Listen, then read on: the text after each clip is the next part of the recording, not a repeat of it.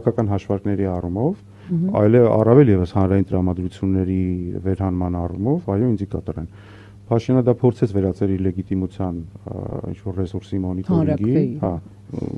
շատ ուզեց անել, բայց թվերը դա ուղղակիորեն թույլ չեն տալիս, որ ինքը դա անի, որքան էլ ինքը դրա լոբինգը անում է։ Մի խոսքով ամփոփելով այս հատվածը, հա, բարձր յավկան ինքը միշտ օգուտ է, մասնակցությունը բարձր, ինքը միշտ օգուտ է ընդդիմությանը, որովհետև իշխանություն ունի ստատիկ, ստաբիլ էլեկտորատ, որը շատ մոտիվացված է, կազմակերպված է եւ այլն, բայց այնուամենայնիվ սահմանափակ է։ Եվ այն մարդիկ, որոնք սովորաբար չեն գալիս, եթե իրանք դուրս են գալիս տանից եւ գալիս են ընտրությունների,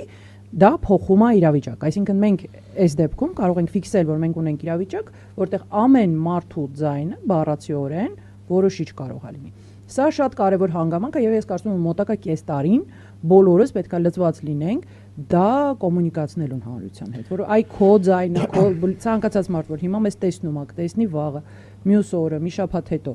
հասկանա եւ ընկալի, որ իր ձայնից իրավիճակը կարա փոխվի, հա։